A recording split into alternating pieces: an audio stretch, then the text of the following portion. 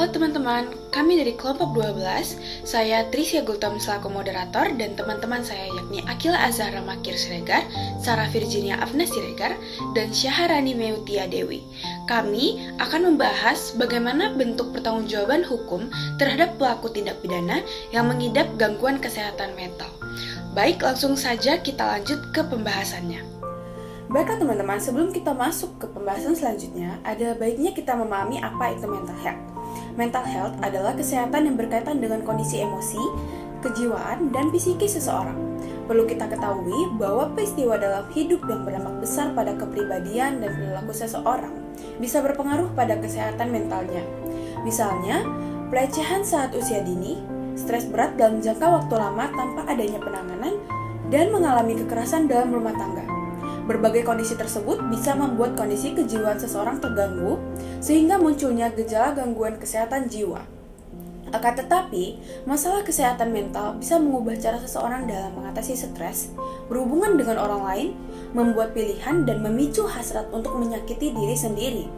Beberapa jenis gangguan mental yang umum terjadi antara lain depresi, gangguan bipolar, gangguan stres pasca trauma atau PTSD, gangguan obsesif kompulsif atau OCD, dan skizofrenia. Teman-teman, tadi kita sudah membahas apa itu mental health dan disebutkan juga bahwa skizofrenia adalah bagian dari gangguan mental. Apa sih skizofrenia itu? Skizofrenia adalah gangguan jiwa berat yang dapat mempengaruhi pikiran, perilaku, dan perasaan individu. Skizofrenia merupakan gangguan yang tergolong dalam kelompok psikosa fungsional, artinya golongan yang mana psikosa tersebut disebabkan oleh faktor-faktor non-organis dan adanya maladjustment fungsional yang mengakibatkan terjadinya kepecahan pribadi secara total dalam diri penderita. Para penderita skizofrenia pada umumnya memerlukan perawatan di rumah sakit dengan memakan waktu berbulan-bulan hingga bertahun-tahun. Skizofrenia pada kondisi umumnya cenderung dapat kambuh secara tiba-tiba dengan perilaku yang tidak wajar. Hal ini berkaitan dengan kondisinya yang terkadang berkembang secara lamban sebagai proses yang sedikit demi sedikit meningkatkan perilaku, mengasingkan diri, dan perilaku yang tidak wajar. Terganggunya pikiran, perasaan, dan perilaku dalam diri individu merupakan suatu hal yang membuktikan bahwa skizofrenia merupakan suatu gangguan kejiwaan yang tergolong berat karena dampaknya cukup fatal bagi diri si pengidap hingga orang di sekitarnya. Seseorang yang mengidap skizofrenia secara perilaku akan memiliki perbedaan dari 3 jenis, yaitu skizofrenia hebefrenik, skizofrenia kataktonik, dan skizofrenia paranoid. Namun dari perbedaan perilaku tersebut, terdapat persamaan yang menjadi fakta utama dari skizofrenia, yaitu adanya gangguan berpikir dari pengidapnya, sehingga hal ini akan mempengaruhi seperti apa kedudukan hukum bagi pengidap skizofrenia sebagai pelaku kriminal. Maka dari itu, di sini kami akan membahas lebih dalam tentang pertanggungjawaban hukum terhadap pelaku tindak pidana yang mengidap gangguan kesehatan mental, terkhusus pada pelaku pengidap skizofrenia. Faktor yang mempengaruhi kesehatan mental dapat dibagi menjadi 2 kategori utama, yaitu faktor internal dan faktor eksternal. Faktor internal yang pertama ada genetik, riwayat keluarga dengan gangguan mental, ada psikologis, pengalaman awal, proses pembelajaran, dan kebutuhan emosional. Terakhir ada biologis, seperti kondisi fisik, kesehatan otak, dan efek prenatal. Berikutnya ada faktor eksternal seperti lingkungan sosial, ada keluarga, perundungan, dan dukungan sosial. Berikutnya sosial budaya, berupa kesenjangan sosial dan norma budaya. Terakhir ada kondisi hidup, trauma, kehilangan pekerjaan, dan stres lingkungan. Di sini saya akan menjelaskan terkait contoh kasus, yaitu pembunuhan yang terjadi di Jakarta Barat yang dilakukan oleh seorang pria yang diduga mengidap skizofrenia paranoid.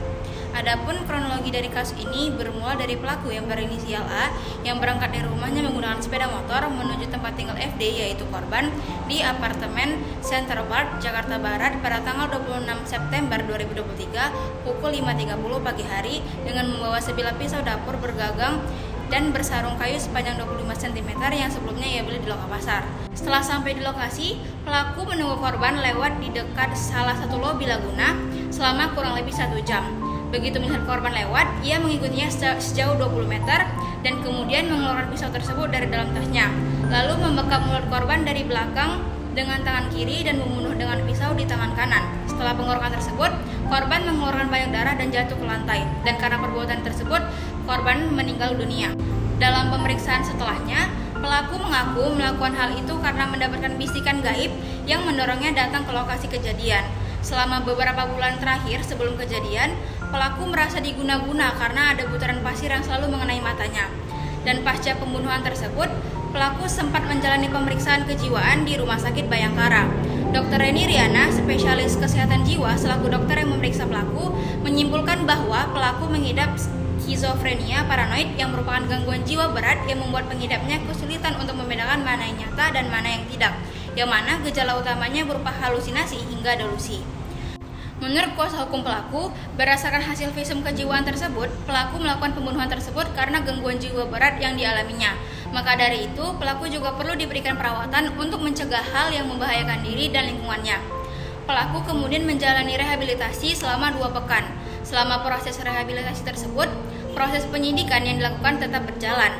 Lalu berdasarkan fakta persidangan, ternyata pelaku mengetahui bahwa korban sebagai pengurus saksi Yehova dan berusaha menemuinya sebanyak 4 kali untuk meminta bantuan karena merasa diguna-guna.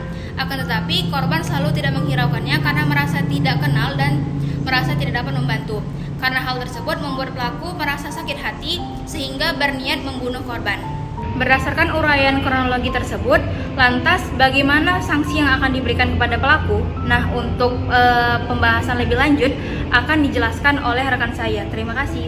Di sini saya akan menjelaskan apa yang menjadi pertimbangan hakim memvonis pelaku berinisial A bersalah. Majelis hakim menganggap pelaku dapat dimintai pertanggungjawaban atas pembunuhan ini karena dia melakukannya dalam keadaan jiwa yang normal. Hakim sepakat dengan jaksa penuntut umum yang berpendapat bahwa unsur-unsur pembunuhan berencana telah terpenuhi dalam perkara ini. Pendapat itu bersandar pada cara pelaku menyerang korban menggunakan pisau yang telah dia siapkan sebelum kejadian. Selain itu, ada motif sakit hati yang disebut melatari tindakan pelaku. Hakim juga mendasarkan pertimbangannya pada keterangan saksi ahli yang memeriksa kejiwaan pelaku di Rumah Sakit Bayangkara dan psikiater yang penanganinya saat dirawat di Rumah Sakit Dr. Soeharto Hirjan. Keterangan saksi ahli itu antara lain menyebutkan bahwa fungsi kognitif atau kesadaran pelaku tidak terganggu meski mengalami skizofrenia paranoid. Pelaku juga disebut masih sadar dan ingat dengan apa yang dilakukannya. Atas dasar itu, hakim kemudian berpendapat bahwa pelaku dengan sengaja melakukan pembunuhan itu, bahkan merencanakan lebih dulu, dan putusan hakim tersebut sejalan dengan tuntutan jaksa penuntut umum meski vonis yang dijatuhkan lebih ringan 2 tahun dari tuntutan, yaitu jaksa menuntut pidana penjara 18 tahun dan akhirnya hakim memvonis hanya 16 tahun. Apakah pengidap gangguan jiwa bisa dipidana? Berdasarkan pasal 44 Kitab Undang-Undang Hukum Pidana atau KUHP lama yang masih berlaku sampai saat ini, tertulis bahwa di ayat 1, barang siapa melakukan perbuatan yang tidak dapat dipertanggungjawabkan kepadanya karena jiwanya cacat dalam pertumbuhan atau terganggu karena penyakit, tidak dipidana. Ayat 2, jika ternyata perbuatan itu tidak dapat dipertanggungkan kepada pelakunya karena pertumbuhan jiwanya cacat atau terganggu karena penyakit, maka hakim dapat memerintahkan supaya orang itu dimasukkan ke rumah sakit jiwa paling lama 1 tahun sebagai waktu percobaan. Namun, para ahli hukum pidana dari Pusat Studi Hukum Kebijakan Indonesia, Fajri Nurmansi, beliau mengatakan ketika dia memahami apa yang dia lakukan, apalagi kalau dia punya alasan seperti ada rasa dendam, kalau dia punya motif seperti itu, secara sadar dia berpikir ingin melakukan tindak pidana, dasar pemaaf itu tidak bisa dikenakan. Beliau juga mengatakan jadi tidak bisa dalam kondisi bahwa semua yang punya riwayat kejiwaan bisa diperlakukan dasar pemaaf itu. Namun kalau tindak itu dilakukan atas dorongan yang tidak bisa dikuasai, pemaafan terhadap tindakan pidananya bisa berlaku. Hal ini pun perlu diperkuat oleh pembuktian berlapis. Dan hal senada juga diutarakan oleh psikolog forensik dari UGM, yaitu Lucia Pepi. Beliau mengatakan meskipun orang skizofrenia bisa mengalami realitas berbeda, tindakannya bisa saja dilakukan secara sadar. Seseorang dengan skizofrenia seringkali juga melakukan tindakan secara sadar, jadi itu yang perlu dipastikan. Jadi, ketika dia sadar tidak sedang mengalami gejala, maka di hadapan hukum dia ada pada kondisi yang sama dengan warga negara lain. Oleh sebab itu, aparat penegak hukum harus betul-betul jeli dan berhati-hati dalam memutuskan apakah perbuatan pidana itu dilakukan saat orang tersebut dalam kondisi sadar ataupun tidak. Sebagai kesimpulan, kita telah membahas pertanggungjawaban hukum terhadap pelaku tindak pidana yang mengidap gangguan kesehatan mental dan bagaimana hal tersebut terjadi, serta bagaimana ketika tindak pidana yang dilakukan pelaku yang memiliki gangguan kesehatan mental itu terjadi. Demikianlah penjelasan dari kelompok ini. Semoga yang disampaikan pada video ini dapat memberi wawasan baru dan mendorong kita semua untuk terus berkembang. Lebih dan kurangnya saya mohon maaf, saya ucapkan terima kasih.